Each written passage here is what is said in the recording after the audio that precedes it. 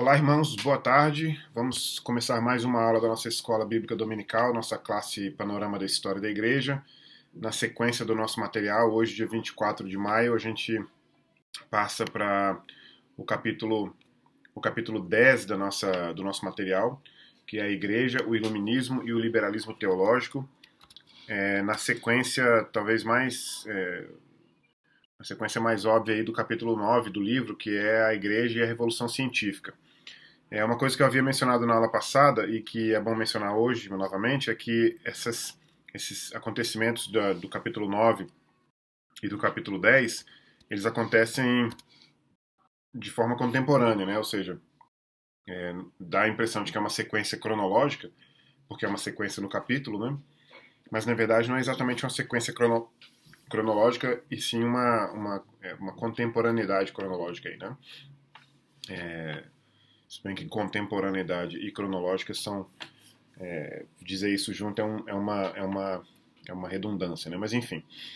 Então vamos fazer uma oração para a gente começar a nossa aula, pedindo a Deus que nos dê a oportunidade de colocar mais um pouco de informação, né, no nosso conjunto de informações e que a gente possa aprender sobre essas informações, não apenas adquiri-las, mas aprender, fazer uma interpretação e compreender os desdobramentos dessas informações, desse conhecimento, né? Vamos orar então.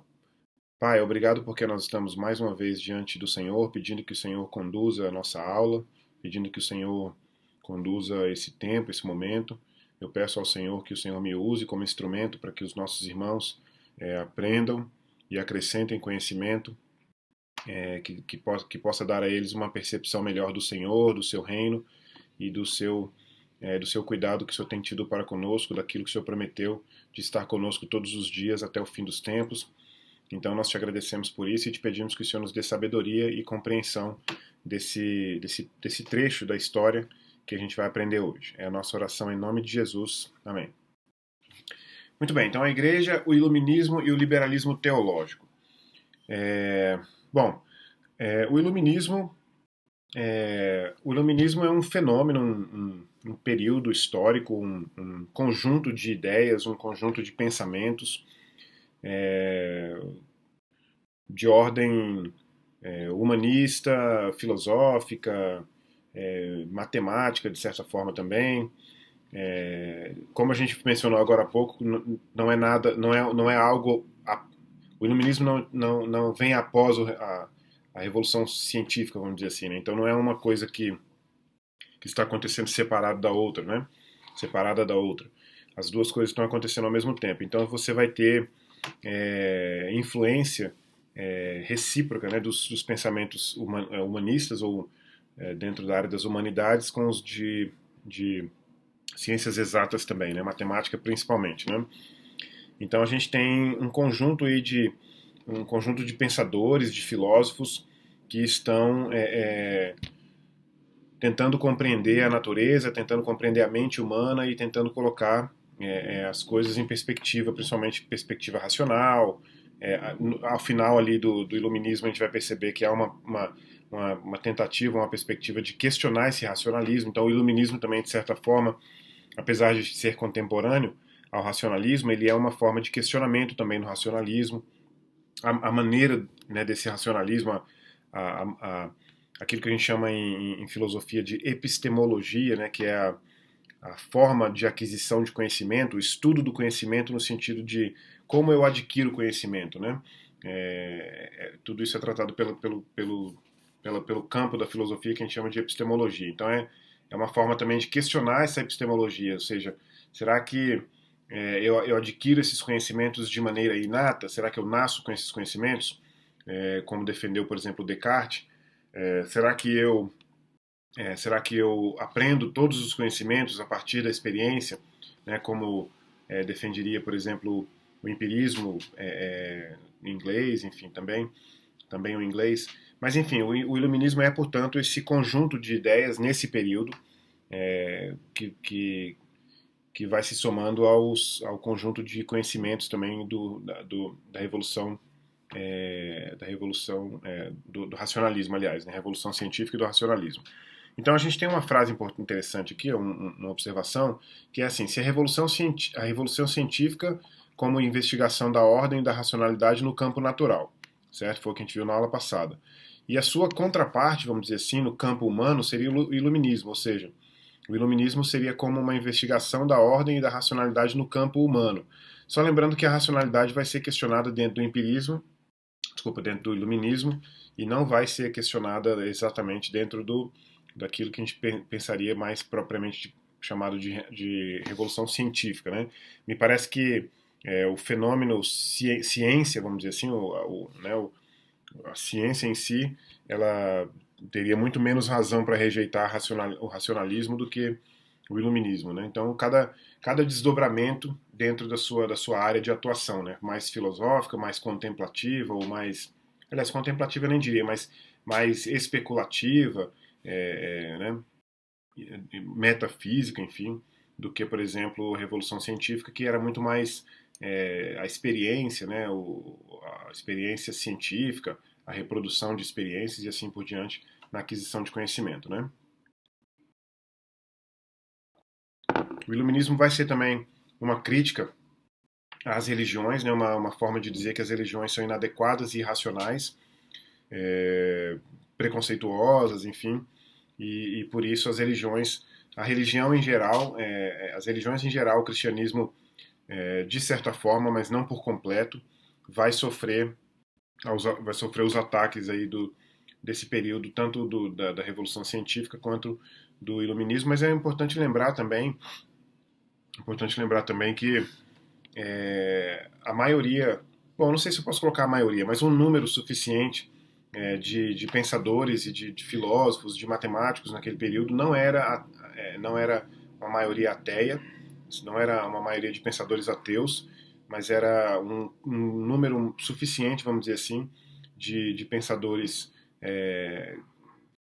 cristãos, né, mais geralmente falando cristãos, religiosos de qualquer forma, isso com certeza. Isso vai ensejar, inclusive, no deísmo, que a gente vai ver logo mais.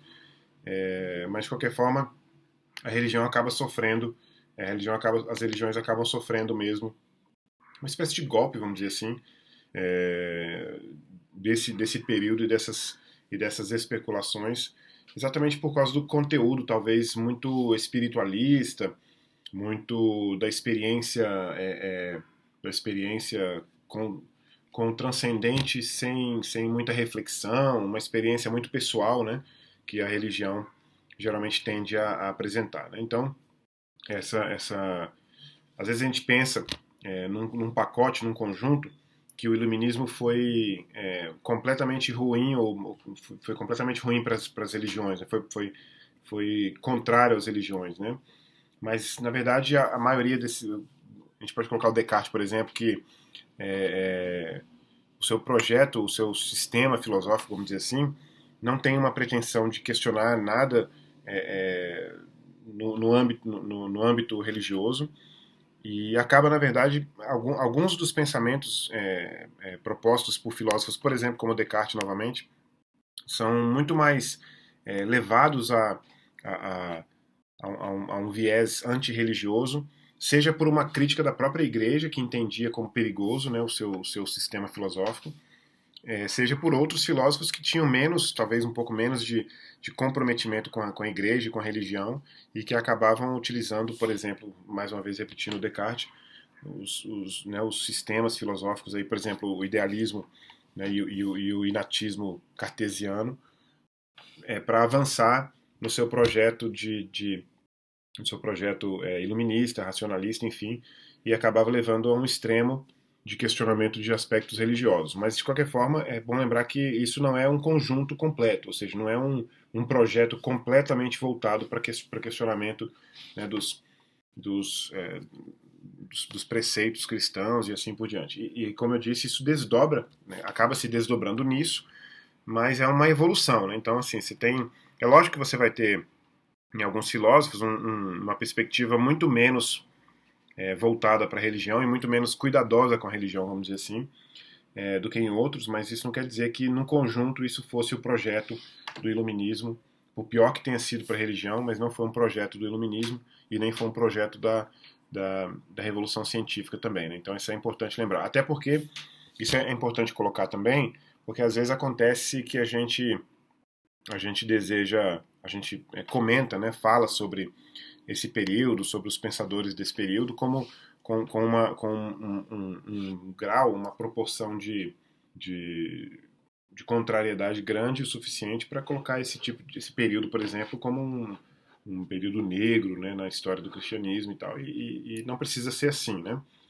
Se a gente pensar também que posteriormente as coisas vão se resolver no sentido racionalista, vamos dizer assim, eu gosto muito de falar sobre apologética cristã nesse sentido, porque a apologética cristã nos últimos, pelo menos 100 anos, para ser mais, pelo menos no século XX, né, do século XX para cá, para ser mais próximo de nós aqui, mas a apologética cristã do século XX para cá tem descoberto, tem descoberto, não tem apresentado formas racionais de defender a fé cristã, obedecendo lá atrás Pedro, na sua primeira carta, no capítulo 3, verso 15. Deixa eu ver se é esse texto, 1 Pedro 3,15, acho que é isso mesmo, quando diz: estejam prontos para responder racionalmente a todo aquele que.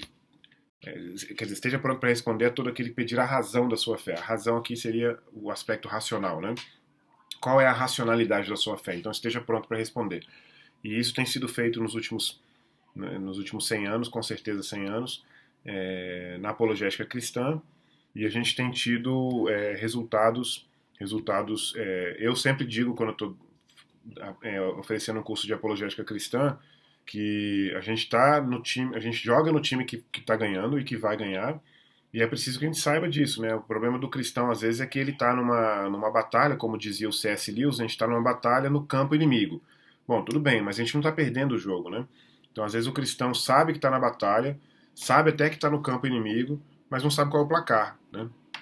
Então, é importante que no campo da filosofia, no campo, né, da, da, do, da especulação, né, do pensamento, é importante lembrar que a gente está com certeza no time que está ganhando, a gente precisa saber qual é o placar. Uma coisa importante comparado a esse período é que você pode imaginar, olhando, né, em perspectiva, você pode imaginar que um cristão conservador num período como esse se colocaria de forma muito angustiante, talvez, estaria angustiado com a quantidade, né, de ataques é, que vinham do ponto de vista intelectual sobre o cristianismo, né?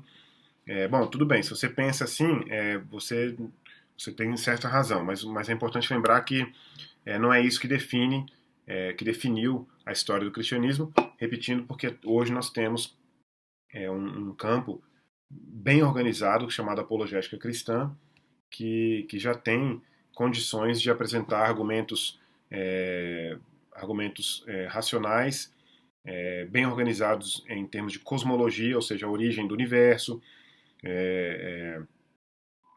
Cosmologia, falei cosmologia, né? Epistemologia, ou seja, a forma de aquisição de conhecimento.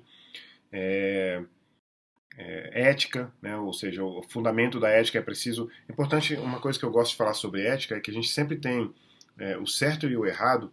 Deixa eu colocar isso aqui para a gente trabalhar em cima disso aqui rapidamente, só para a gente ter uma ilustração um pouco melhor. Mas o certo e errado sempre deve ser colocado, deve ser colocado como sendo. Deixa eu só escrever aqui, senão não consigo pensar enquanto eu escrevo. O certo e errado precisam ser colocados sempre com base em um parâmetro, né? Então você vai decidir o que está certo e errado com base num parâmetro, uma linha, vamos dizer assim, um parâmetro mesmo, né? A partir do qual você decide se alguma coisa está certa e errada. Então, se você tem, se o x, portanto, está abaixo do parâmetro, então ele está, vamos colocar o certo do lado de cima do parâmetro aqui. Né? Então, se aquilo que a gente está julgando está contrário ao parâmetro, né, o parâmetro sendo, seja ele qual for, aí daqui a pouco eu chego no aspecto em que o que é uma das defesas que a gente faz em apologética cristã, é que o parâmetro, é, o certo e errado é sempre baseado no parâmetro. Né? Então, quando você fala que uma coisa está certa, você está falando isso com base em um parâmetro. Esse parâmetro pode ser qualquer coisa, pode ser qualquer um. Por exemplo, pode ser uma regra numa faculdade, por exemplo, que você infringiu e, portanto, você fez alguma coisa errada, com base naquele parâmetro que é a regra. Né? Mas aí o que acontece? O problema é que, às vezes, quando você diz que não existe certo e errado, você está dizendo que você não concorda com um parâmetro ou outro. E a questão é que você precisa ter um parâmetro para avaliar o certo e errado, e esse parâmetro nunca pode ser tão individual e tão imediato, porque ele pode questionar um parâmetro anterior, algo superior. Então, para você não cair naquilo que a gente chama em filosofia de regresso infinito, ou seja, para você não ficar sempre voltando a algum parâmetro superior. Então, por exemplo, eu decidi que isso é errado. Aí a pessoa te pergunta: com base em que você decidiu isso? Ah, com base em mim mesmo. Certo, mas a sua moral, a sua ética, ou você por si só não é suficiente para identificar isso. Então, quem poderia ser superior a você? Você pode falar, por exemplo, a tradição, né? Bom, mas a tradição também pode ter errado, a tradição também pode ter falha, a tradição, por exemplo, pode não ser suficiente para se tornar parâmetro, né? Então, o que pode vir antes dessa tradição? E para a gente não ficar nesse regresso infinito, ou seja, buscando infinitamente uma primeira causa, é por isso que a gente precisa colocar o parâmetro em Deus, né?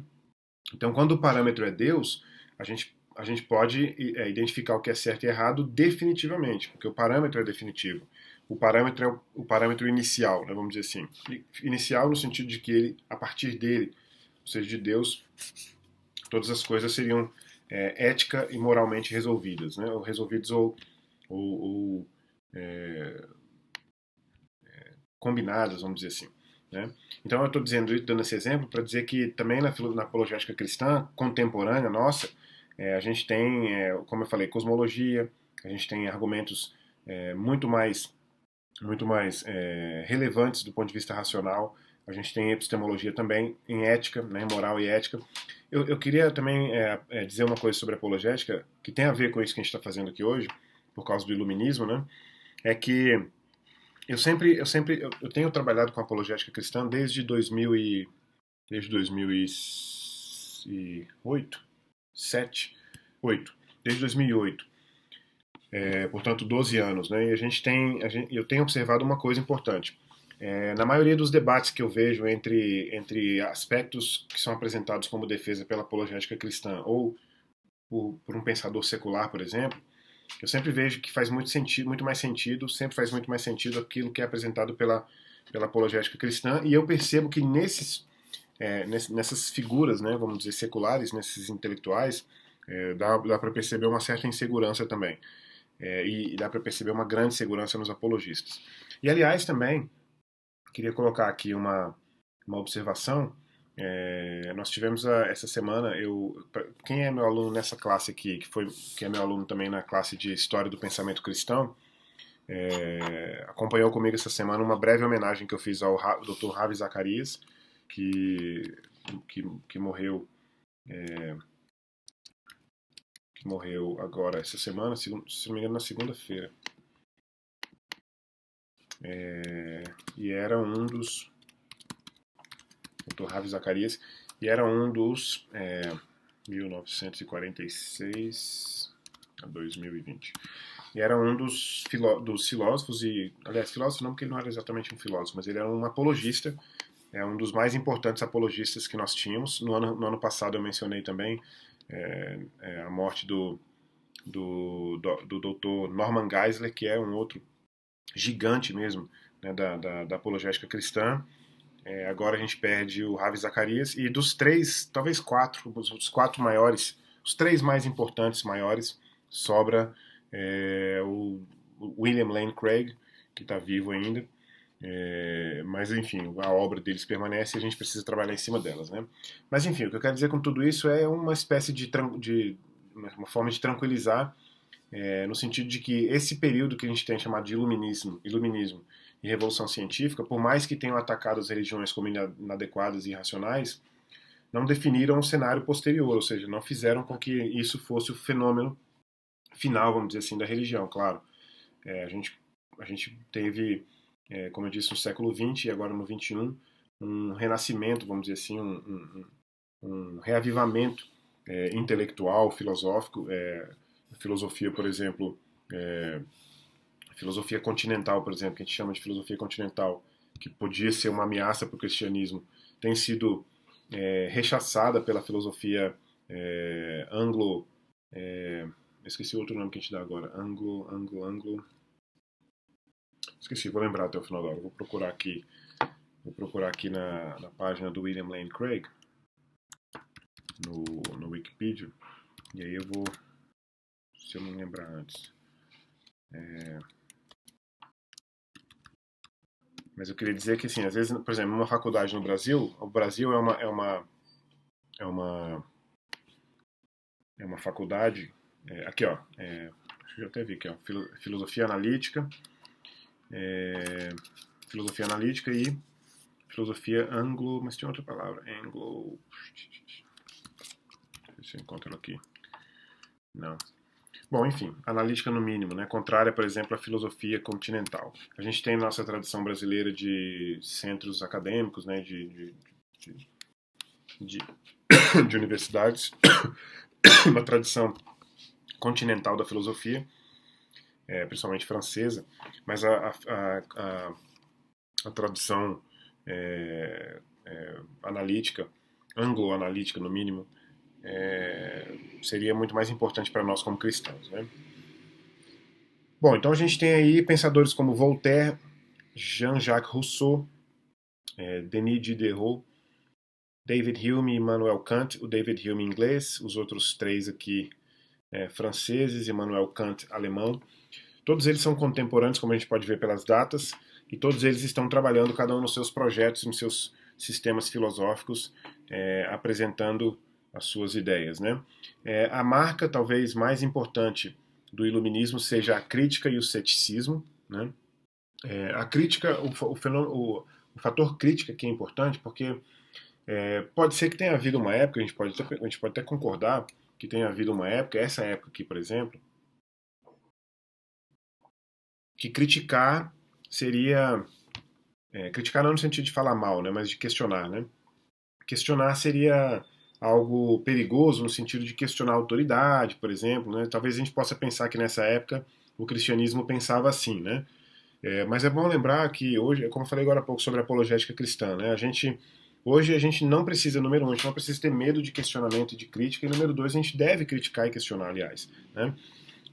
Porque às vezes a gente tem situações, por exemplo, no Brasil, a gente tem situações na tradição filosófica brasileira, aliás, na tradição de ensino filosófico brasileiro, né? A gente tem uma impressão, às vezes, de que o que tem sido apresentado como ensino de filosofia no Brasil está dado como certo. Mas então, se está dado como certo e é uma filosofia eminentemente continental, que causa muito mais problema ou que questiona muito mais a religião do que qualquer outra coisa, então se isso está dado como certo, então por que a gente luta contra o quê então? A gente não tem por que lutar, né? E é exatamente isso que a filosofia analítica faz. A gente teria uma perspectiva de crítica e de questionamento dos preceitos da filosofia continental. E eu, como eu disse agora há pouco, a apologética cristã tem feito isso de forma muito bem sucedida nos últimos pelo menos 50 anos, né, para arredondar aí.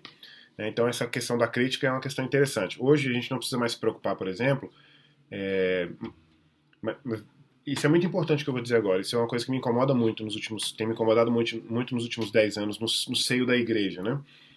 A gente não precisaria, não deveria se incomodar, por exemplo, com um jovem cristão que vai para a universidade, uma universidade como uma universidade federal, por exemplo, e que ali naquela universidade federal, em qualquer outro lugar que seja, privada também, que vai para uma universidade secular e que ali vai sofrer tantos golpes contra a sua religião, sua fé, que é muito provável que abandone a fé, né, enfim, perca o seu relacionamento com Deus e com a igreja. A gente não deveria ter medo disso hoje. A gente tem tido esse medo, mas a gente tem tido esse medo por uma razão que eu acho que é fácil de solucionar, demora, lógico, para solucionar, demanda tempo, mas não é tão difícil. Que é exatamente apresentar a apologética cristã para a igreja. Né? A gente precisa, por exemplo, saber, quando você questiona, por exemplo, vamos colocar no âmbito da história, que é a minha área, né? Quando você questiona, por exemplo, a existência de Jesus, né? Você pode, por exemplo, apresentar uma série de argumentos que comprovam não apenas a existência de Jesus, como a sua divindade. E isso tudo tem sido feito pela apologética cristã. Para citar um caso pessoal, particular, eu estava dando aula numa turma de adolescentes uma vez, e a gente estava na semana do Dia Internacional da Mulher, ali, por volta do dia 8 de março, né? E tinha uma atividade que era encomendada pela própria escola, que todos nós professores tínhamos que dar essa atividade em sala. que era simples, era pedir para os alunos fazerem uma atividade à mão, num papel, com um hashtag, né, um hashtag alguma coisa relacionada à mulher. Né? Então, por exemplo, hashtag mulher sempre luta, uma coisa assim. Qualquer coisa que fosse ligado à perspectiva do Dia Internacional da Mulher com um hashtag, que é aquele símbolozinho que a gente tem usado aí ultimamente, não sei se vocês sabem o que é. Geralmente é usado, por exemplo, no Facebook, né, no Twitter. Então mulher de luta, uma coisa qualquer assim. Né? Geralmente o hashtag é escrito assim, com tudo junto, né, e tal. E era isso que a atividade era essa. E aí o aluno colocou fez um hashtag que ele escrevia Jesus era mulher.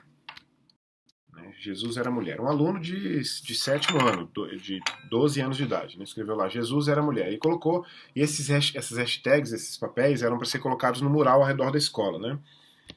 E esse aluno que escreveu isso, apesar de ele ter feito isso, ter sido um aluno meu da minha sala, eu não tinha visto ele fazer isso ainda, e eu também não ia proibir, né? Não ia proibir ele de fazer. Mas aí eu fui ver depois, né? E quando eu vi, eu mandei uma foto para um grupo de professores para comentar sobre a atividade, e aí na foto tinha esse. Né, e aí uma professora lá no grupo comentou assim: caramba, foi pesado aí, hein? Jesus era mulher e tal. E aí uma outra professora, quando viu esse comentário, falou assim: ué, mas quem garante que ele não foi uma mulher? Então, assim, eu quero colocar essa situação só para mostrar para vocês como que a gente tem na apologética cristã a gente tem como responder a isso. Então é como se fosse assim: eu não preciso preocupar, não preciso ter medo que o meu filho esteja, por exemplo, num contexto como esse, a não ser que ele não esteja preparado. E é exatamente isso que Pedro fala: estejam sempre preparados. O texto de 1 Pedro 3,15 é um texto, é um texto fundamental, porque ele tem umas coisas muito importantes que a gente precisa conhecer bem, a gente precisa saber bem. E se a gente sabe, se a gente consegue identificar, a gente não precisa passar por certos problemas, por certas dificuldades, né? Eu tô ainda falando sobre aquela questão da crítica, né? Do fenômeno crítica, né? Que a gente estava falando agora há pouco sobre crítica ou ceticismo, né? Então, ó, antes, santificai a Cristo como Senhor em vosso coração. Essa parte B geralmente é mais importante, né? Aí vem assim, estando sempre preparados para responder a todo aquele que vos pedir razão da esperança que é em vós. Então, a gente tem que estar preparado, sim, porque é um verbo imperativo, vamos dizer assim. Né? Aqui está no gerúndio, mas santificai estando sempre. Né? Então, se você vai santificar, você tem esse aqui é o meio, né? Um dos meios através dos quais você santifica a Cristo. Então você tem que estar preparado. Mas é quando que eu tenho que estar preparado? É quando eu ficar adulto? É quando eu virar filósofo? É quando eu fizer teologia? Não, é sempre. Então seus filhos têm que estar preparados. Aqui em casa, com os meus filhos, a gente trabalha, eu ensino para eles, por exemplo, silogismo, que é um aspecto da lógica na filosofia, que a gente utiliza, por exemplo, para. Eu brinco aqui com os meninos aqui em casa, eu falo, por exemplo, eu coloco lá assim, o Arthur é brasileiro, né? Todo brasileiro é sul-americano. Logo, é bom, deve ser separado isso, sul-americano. Logo, o Arthur é sul-americano. Né? Então, isso aqui é um silogismo, é simples, né? Ou seja, com criança é fácil de usar. Acho que deve ter um hífen aqui, né, para ficar certo. Com criança é fácil de usar, então Arthur é brasileiro, todo brasileiro é sul-americano, logo o Arthur é sul-americano. E aí eu trabalho com eles dizendo, ó, isso aqui não tem como não ser certo. A única forma disso aqui estar errado é se eu conseguisse provar que o Arthur não é brasileiro.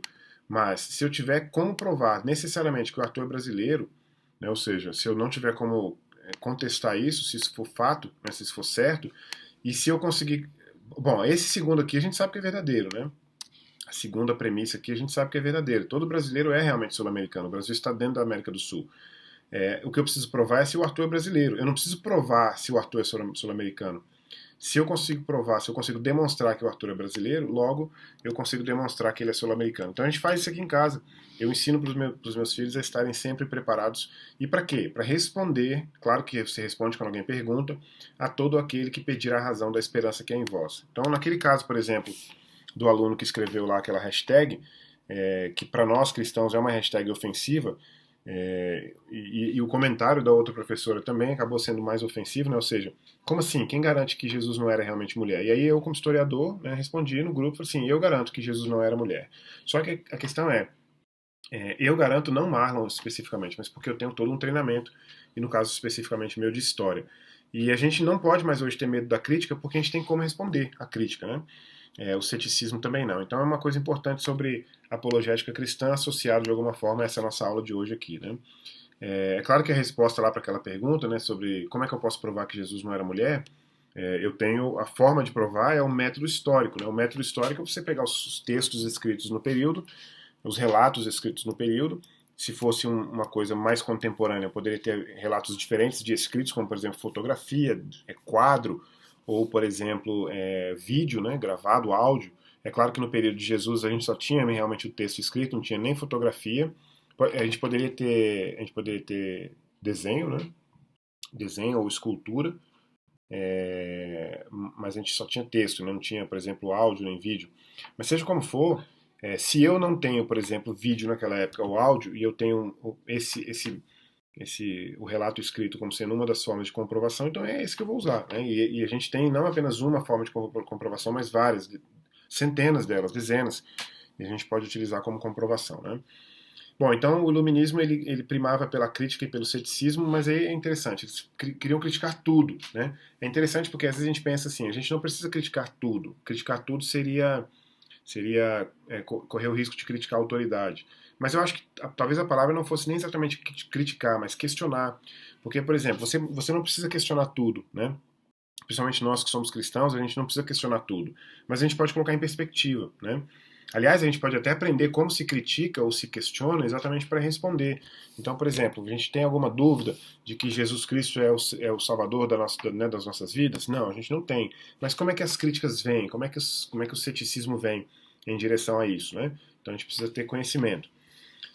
Mas o iluminismo então primava por isso e alegava a impossibilidade do conhecimento. Isso aqui é importante demais para a gente, porque a impossibilidade do conhecimento é algo tão interessante que até um próprio silogismo resolve isso. Aliás, não um silogismo, aliás, porque eu estou pensando aqui no mesmo Aristóteles, mas o próprio Aristóteles resolvia isso, poderia resolver isso de impossibilidade do conhecimento com aquilo que a gente chama da lei da não contradição, né?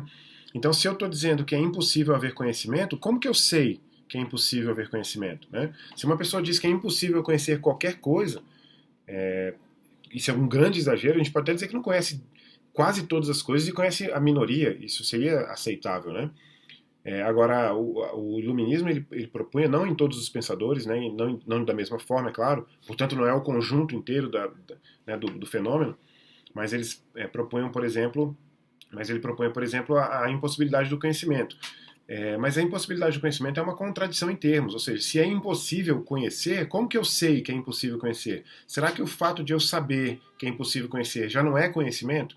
Então, se tem pelo menos esse conhecimento, então significa que não é mais impossível conhecer. Pode ser muito, muito, muito difícil conhecer. Tão difícil que eu conheça apenas isso. Então, a frase famosa do Sócrates, que era só sei que nada sei. Apesar da frase representar uma outra coisa, o que Sócrates queria dizer com aquilo era um grau de humildade muito grande, porque um amigo, uma pessoa, vai a um oráculo, né, e pergunta quem é a pessoa mais sábia do mundo, e o oráculo diz que a pessoa mais sábia do mundo é o Sócrates. Mas a razão que o oráculo diz que ele é o mais sábio é porque o Sócrates ele era tão sábio que ele não acreditava que ele era tão sábio. Ou seja, ele acreditava que ele tinha pouco conhecimento e que ele tinha que aumentar esse conhecimento, né, constantemente. Que era o contrário de que algumas pessoas faziam na época, os políticos, os artistas, por exemplo, que achavam que sabiam tudo de política, que sabiam tudo de arte, mas que quando Sócrates foi interrogá-los, ele acabou descobrindo que eles não sabiam nada, né? E não saber nada era muito menos do que o próprio Sócrates, porque pelo menos o Sócrates sabia que não sabia nada. Em outras palavras, pelo menos o Sócrates admitia, eu não sei tudo, né? Quando ele diz eu só sei que nada sei, é como se ele estivesse dizendo, o projeto dele era dizer, eu sei que eu não sei tudo. Era isso que ele queria dizer, né? Mas a frase em si, só sei que nada sei, é uma frase que é uma contradição em termos. Eu não tenho como dizer que eu sei que eu não sei nada, porque se pelo menos isso eu sei, então eu sei pelo menos uma coisa, né? Então isso é uma contradição em termos. Aliás, é uma contradição, fere a lei da não contradição. Aliás, eu vi isso muito na faculdade, né? Por exemplo, uma autora, inclusive daqui de Brasília, dizendo que, defendendo teoria de gênero, dizendo que não existe homem e mulher como dado físico definitivo, absoluto, né? Ou seja, nasce um ser humano e esse ser humano se transforma e se encontra e se define do jeito que quiser, né? Para defender isso, a autora dizia que não existia nenhum dado correto. Ora, se não existe nenhum dado correto, nenhum dado absoluto, essa frase sua é o quê, então? Ela não é um dado absoluto ou ela não é um dado correto? Então, se não existe nenhum, essa sua também não é. Né? Então, é muito contraditório, muito fácil de defender a fé cristã em relação a algumas coisas. E, graças a Deus, também acontece muito, o que aconteceu comigo muito na faculdade, é que, não com os professores, nenhum, na verdade, mas com alguns colegas acontecia, né? Por exemplo, quando eu questionei esse texto dessa autora na faculdade, usando a lei da não contradição do Aristóteles, a professora obviamente tentou me enrolar, né, na resposta, mas alguns alunos me procuraram depois e disseram: rapaz, é mesmo, né? É engraçado, passou isso para mim despercebido no texto.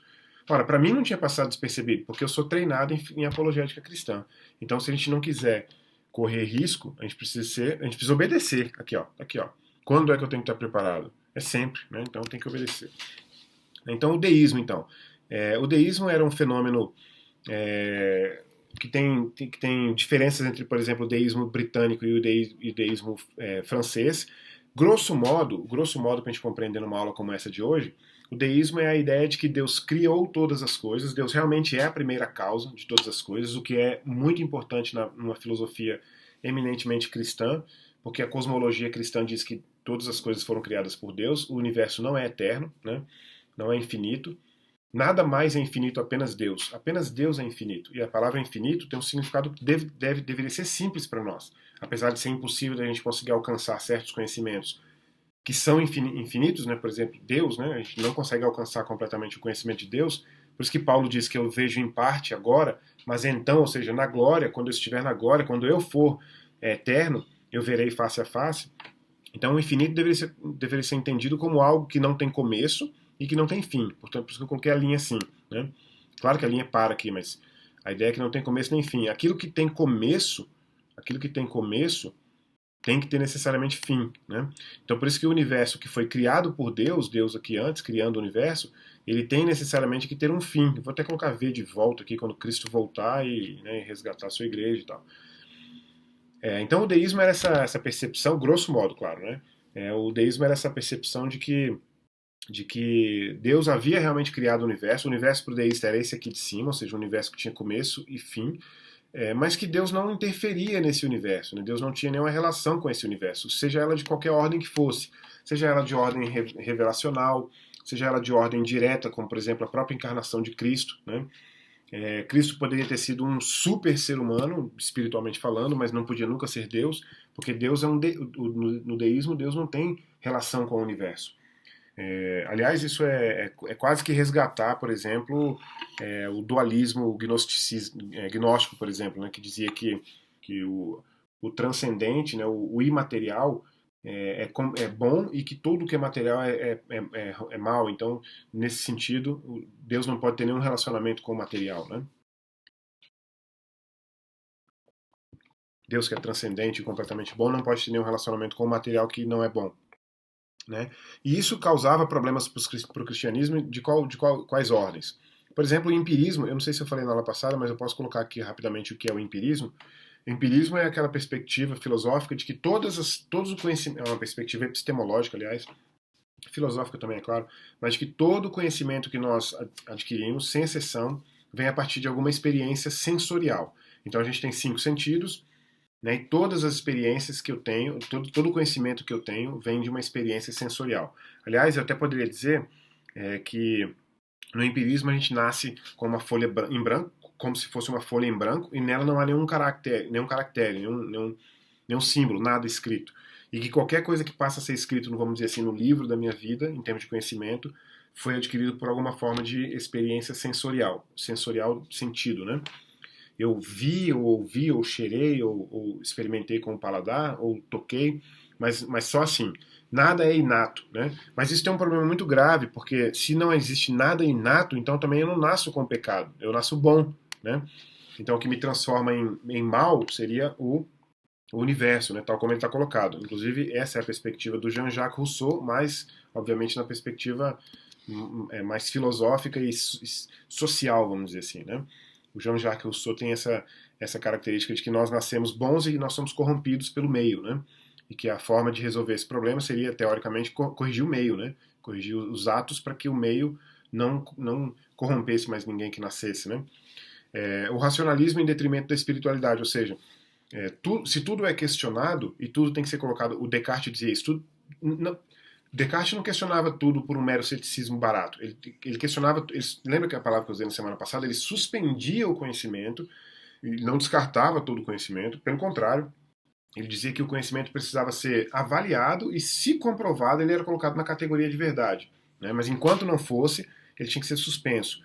Agora, o racionalismo, ele também, como ele questiona tudo, ele vai questionar a minha experiência espiritual. E a minha experiência espiritual não pode ser comprovada pela via do sentido. Aliás, não pode ser comprovada pela via do sentido fora de mim mesmo. Né? Eu posso comprovar para mim a minha experiência espiritual. Né? A minha conversão, as visões que eu tive. Quando eu digo visões aqui, eu não estou falando uma visão necessariamente. Posso ter essa visão com os olhos fechados, né? As experiências com Deus. Eu tenho, por exemplo, conversado com muita gente nos últimos tempos sobre jejum e tenho tido muitas experiências que eu não posso demonstrar para que a pessoa experimente com algum sentido. Né? Então, teoricamente, isso não existiria, segundo o racionalismo. Né? Então, é um racionalismo extremo em detrimento de uma espiritualidade qualquer, em qualquer proporção. Né? Outro problema também é o antropocentrismo, ou seja, o centro das coisas, o centro do pensamento, o centro de todas as coisas passa a ser o homem, antropo, né? O centrismo do homem, né? O antropo. Então, se o homem é o centro de todas as coisas, a gente passa para o próximo tópico aqui de problema, que é a contingência de Deus. A palavra contingência aqui significa que Deus não é necessário, né? Ou seja, eu não preciso de Deus para resolver nenhum tipo de problema, porque todos os problemas estão dentro do antropo, do universo do antropo, ou seja, do homem, da mente, da racionalidade. Eu não tenho necessidade de Deus. É o deísmo, né? Ou seja, Deus pode ter criado o universo, mas eu não tenho necessidade dele para nada, né? É interessante como que no liberalismo teológico isso vai ser. Deixa eu ver se eu encontro aqui, se eu coloquei não. Mas como que no liberalismo teológico isso vai ser colocado completamente oposto, numa completa dependência de Deus, mas num sentido negativo, porque é uma completa dependência de um Deus que tem, uma prescrição moral, prescrição essa que eu tenho que seguir, e nesse sentido eu sou completamente dependente de Deus para uma prescrição moral apenas. Né? O Kant, o Immanuel Kant, que a gente mencionou em algum momento aqui acho que foi na aula passada, não, a gente mencionou ele aqui agora como os pensadores desse período. Né? O Immanuel Kant, portanto, vai ter a perspectiva do fenômeno e do númeno. O númeno é o ser de um objeto. Né? Então, por exemplo, isso aqui é uma xícara. Né? Só que esse daqui que eu estou vendo é o fenômeno. Ou seja, isso aqui é a coisa visível, né? A coisa experimentável. Mas eu não consigo. Inclusive é bom usar o exemplo de duas coisas, obviamente, materiais, né? A minha mente que está aqui dentro e a caneca que está aqui fora. Eu não tenho como experimentar essa caneca de forma que eu possa descrevê-la de maneira adequada, porque simplesmente a minha mente não consegue penetrar o número, que é portanto a coisa em si, né? A natureza desta coisa. Eu só consigo ter uma experiência sensorial visível, mas eu não consigo ter uma experiência interna, vamos dizer assim. Né? Então a diferença entre o número e o fenômeno era um grande problema também. Aliás, o problema pior é esse aqui, ó. Não se sabe se Deus existe. Eu não tenho absolutamente a menor condição de provar que Deus existe. Anselmo provou que Deus existia usando um argumento cosmológico que para mim, aliás, ontológico, que para mim é absolutamente fantástico. Aliás, eu até queria dar uma dica. Deixa eu ver se eu consigo encontrar o argumento. Deixa eu ver se esse vídeo que está aqui ele vai estar em português. Porque se ele tiver em português, eu vou mandar o link para vocês assistirem. Como que o argumento ontológico do Anselmo é absolutamente impressionante. Né? Mas deixa eu ver aqui, translations. Mas o que O que o Kant vai tentar colocar? Ele vai tentar colocar que é impossível que eu conheça, né? Cadê o português aqui? Deixa eu ver se o vídeo. O vídeo eu sei que está aqui, só quero saber se ele está com legenda em português para você assistir, porque esse vídeo é absolutamente fantástico.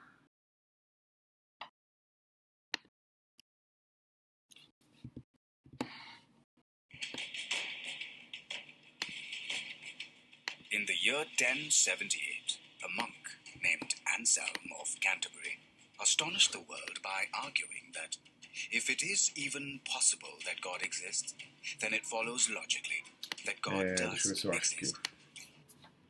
Talvez no próprio YouTube ele apareça aqui com a legenda em português. Vamos ver se tem.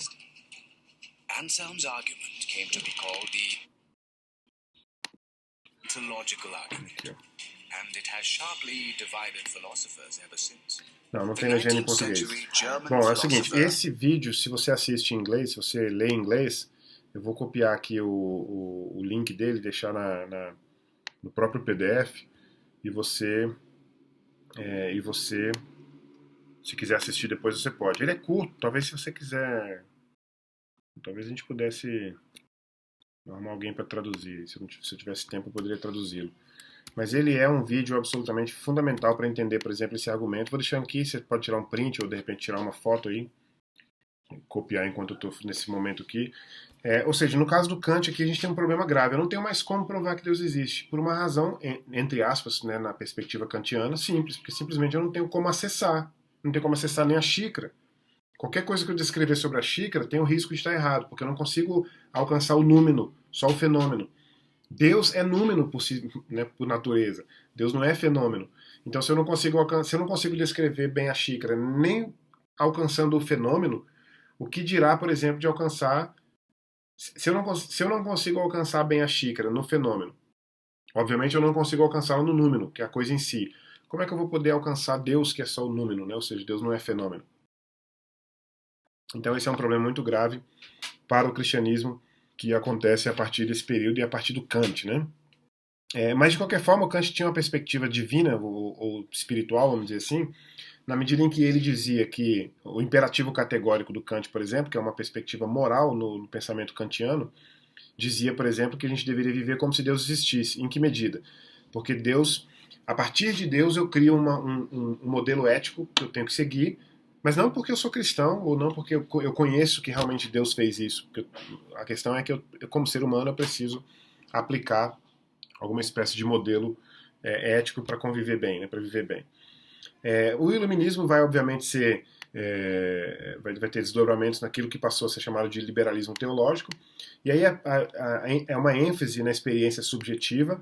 E por que é uma ênfase na experiência subjetiva? Já que eu não consigo comprovar racionalmente o cristianismo, então sobra tudo para minha experiência subjetiva. Então é por isso que não existe cristianismo certo e errado, entre aspas. Né? O cristianismo é a minha experiência subjetiva. O Friedrich Schleiermacher, por exemplo, vai ser uma das figuras, vai ser considerado o fundador, vamos dizer assim, o criador do liberalismo teológico. Ele é uma figura que tem a religião como sentimento, então as formas de exposição da minha religião e de compreensão da religião, da minha experiência espiritual, são todas elas em termos de sentimento. Né? Obviamente isso vai ter desdobramentos posteriores no ceticismo quanto à veracidade das escrituras, ou seja, o cristianismo vai ser questionado, por exemplo, o Ritchell, esqueci o nome de um teólogo importante nesse período, acabei de ler o nome dele agora há pouco, é alemão, Harnack. O Harnack, von Harnack, por exemplo, vão ser teólogos cuja perspectiva vai ser de que eu não tenho como comprovar nem mesmo que Jesus é Deus. Jesus foi um ser que se entendeu como completamente dependente moralmente de Deus e exerceu essa completa dependência numa forma exemplar de vida ética e moral, e portanto a gente tem que imitá-lo. Né? Então o cristianismo passa a ser um mero sistema ético, é um sistema em que como eu não tenho como comprovar nada, como é tudo subjetivo, apesar de ser subjetivo, pelo menos eu posso ser imitado, né? Pelo menos eu posso imitar para ser imitado. Então, nesse sentido, o cristianismo perde, portanto, o seu aspecto, vamos dizer assim, perde um grau, uma proporção muito grande do seu aspecto espiritual. Né? E aí passa-se, inclusive, a busca do Jesus histórico em detrimento do Jesus divino. E eu me lembro, inclusive, que aqui na UNB em Brasília, não sei se você está em Brasília, mas aqui na UNB em Brasília havia um grupo de estudos que tinha até uma revista científica, desculpa, uma revista acadêmica, que estudava exatamente essa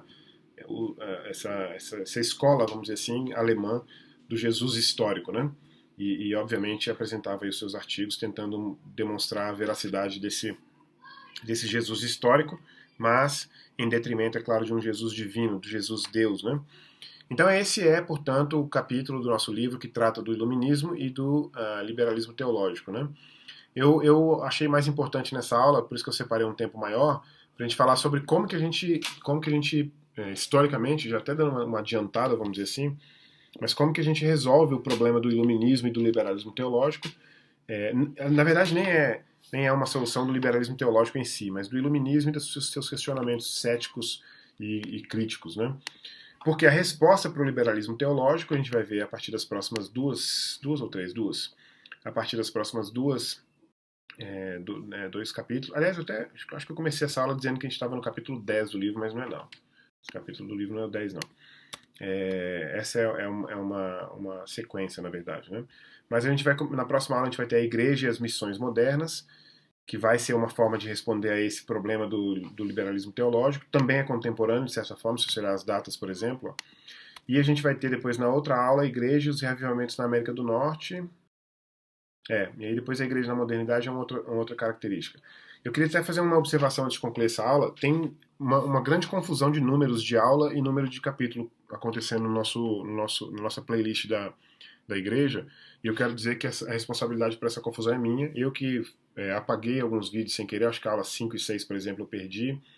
E aí tem uma série de aulas que chama a aula 10, mas é a 11, chama 9, mas é a 10. Então eu quero pedir perdão aí pela confusão, uma grande confusão mesmo, que eu deixei acontecendo deixei acontecer e foi acumulando. Mas de qualquer forma, tá aí uma sequência, tem uns vídeos na sequência aí, né? Eu tenho planejado fazer uma outra gravação para esses vídeos num tempo mais próximo, e talvez já fique com acesso para alguns de vocês aí também, certo? Então essa é a nossa aula de hoje. Na próxima aula, então, a gente vai para a igreja e as missões modernas, certo? Vamos encerrar nossa aula com uma oração, pedindo a Deus que Jesus disse que o Espírito nos lembraria daquilo que a gente tinha aprendido. Vamos pedir que isso aconteça de fato, né? Pai, obrigado por essa aula que acaba de encerrar agora. Eu te agradeço por essa oportunidade. Te agradeço, Pai, porque olhando a história da igreja, nós percebemos que, apesar de momentos como esse, dos séculos XVI, XVII, XVIII, com grande frieza e grande questionamento, Senhor, da sua, da sua soberania, do seu poder, do seu cuidado com o mundo, do seu relacionamento com o mundo, nós temos uma grande alegria de saber, Pai, que o Senhor também separou pessoas a partir do século XX, principalmente, pessoas como o irmão e doutor Ravi Zacarias, que o Senhor recolheu para a glória essa semana, pessoas como Norman Geisler, doutor Norman Geisler, que o Senhor também recolheu no ano passado, como William Craig também, Senhor, que tem abençoado as nossas vidas na perspectiva da apologética cristã.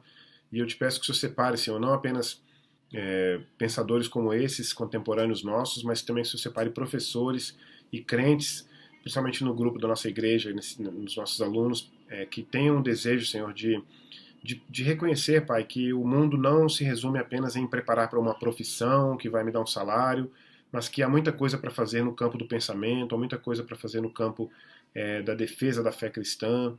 Nós temos vivido um tempo em que a família é questionada, em que a Bíblia é questionada, a vida é questionada, Senhor.